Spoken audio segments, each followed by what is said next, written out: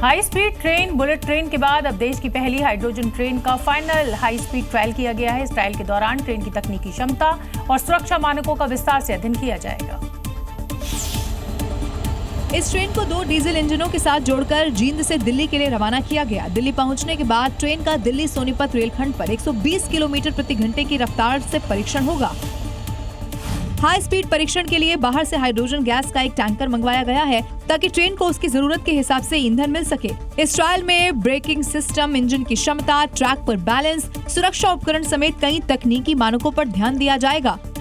Railway अधिकारियों के अनुसार ये परीक्षण हाइड्रोजन ट्रेन परियोजना का सबसे अहम चरण है। इसके सफल रहने पर देश में स्वच्छ ऊर्जा आधारित रेलवे मार्ग का विस्तार किया जा सकेगा। इससे पहले हाइड्रोजन ट्रेन का 75 से 85 किलोमीटर प्रति घंटे की गति से सफल स्पीड ट्रायल किया जा चुका है।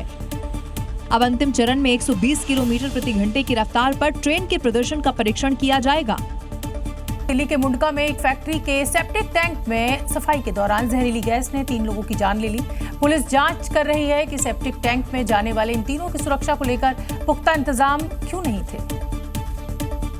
ये वही सेप्टिक टैंक है जो 3 लोगों के लिए ताबूत बन गया। सफाई करने के लिए फैक्ट्री के सेप्टिक टैंक में जैसे ही 3 लोग उतरे, जहरीली गैस ने उनकी सांसें छीन ली। जब तक रेस्क्यू कर तीनों को सेप्टिक टैंक से बाहर निकाला जाता, उनकी जान जा चुकी थी। इस हादसे में जान गंवाने वाले अरुण, संदीप और चांद तीनों सुल्तानपुरी के रहने वाले थे। अब सवाल ये है कि सेप्टिक टैंक में सफाई के दौरान होने वाले हादसों के पीछे आखिर वजह क्या होती है।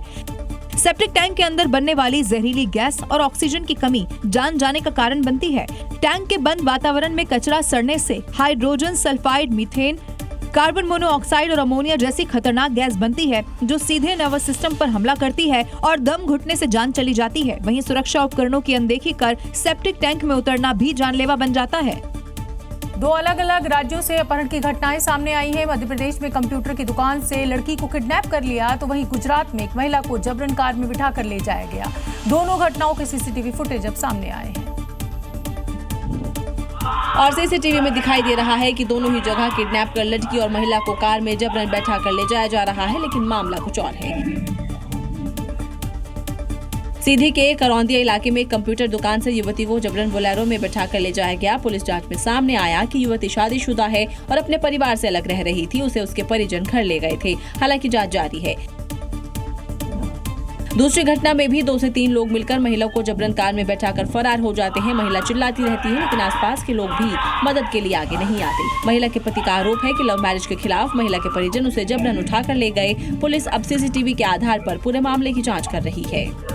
महाराष्ट्र के नासिक में 16 साल की युवती की टीटी वैक्सीनेशन लेने के कुछ मिनट बाद ही मौत हो गई। युवती के पिता का आरोप है कि टेटनस डिप्थीरिया के टीका लगाने से ही उनकी बेटी की जान गई। फिलहाल मामले की गंभीरता को देखते हुए जांच के आदेश दे दिए गए हैं। 16 साल की श्रावणी पाटिल की अचानक हुई मौत का वीडियो भी सामने आ गया है। मौत से चंद सेकंड पहले तक वो एकदम नॉर्मल नजर आ रही है। वीडियो में दिख रहा है कि श्रावणी एक दुकान पर सामान खरीदने के लिए पहुंचती है। कुछ सेकंड के बाद अचानक से ही उसे चक्कर आने लगता है और वो वहीं सिर के बल जमीन पर गिरकर बेसुध हो जाती है। आसपास मौजूद लोग फौरन उसके पास पहुंचते हैं और उसे अस्पताल ले जाया जाता है, जहां डॉक्टर उसे डेड डिक्लेयर कर देते हैं। अब सवाल है कि आखिर श्रावणी के साथ ऐसा क्या हुआ कि कुछ ही सेकंड में उसकी जान चली गई। दरअसल मौत से कुछ मिनट पहले ही श्रावणी पाटिल ने नगर निगम के वैक्सीनेशन शिविर में टीडी की बूस्टर डोज लगवाई थी। श्रावणी के पिता का आरोप है कि उसकी मौत टीका लगाए जाने के कारण हुई। उन्होंने दोषियों के खिलाफ कड़ी कार्रवाई की मांग कर दी है। वहीं स्वास्थ्य विभाग ने गहन जांच के आदेश जारी कर दिए हैं।